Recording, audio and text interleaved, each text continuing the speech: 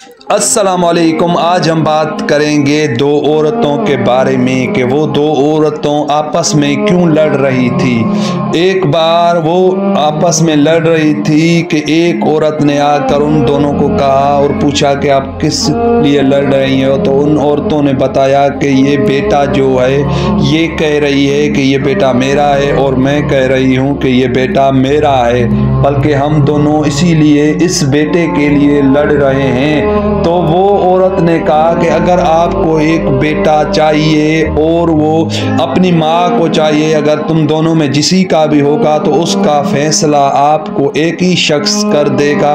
اور نہیں تو اس بیٹے پر اور آپ لڑتی ہی رہو گی اور آپ سے یہ صلح کبھی نہیں ہوگی اور آپ کو یہ بیٹا بھی دونوں میں سے کسی کو بھی نہیں ملے گا۔ تو وہ دو عورتوں سوچنے لگی اور ان عورت سے پوچھا کہ وہ کون سا شخص ہے جس کے پاس ہم دونوں جائیں اور اپنا فیصلہ کرا کر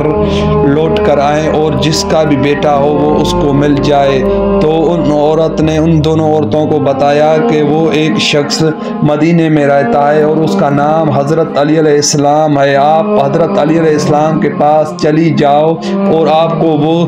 صلح کر کے بتا دے گا، اور جس کا بیٹا ہوگا وہ اسی کو بتا دے گا کہ یہ اس کا بیٹا ہے اور ایک جھوٹی ہے۔ تو وہ دونوں عورتیں حضرت علی علیہ السلام کے پاس چلی آ رہی تھی اور دوڑی حضرت علی کے پاس آ کر پہنچی اور حضرت علی علیہ السلام سے ریکویسٹ کرنے لگی کہ یا علی، ہم دونوں اس بیٹے کی وجہ سے آپس میں لڑ رہے ہیں، ہمیں آپ یہ فیصلہ کر کے دو کہ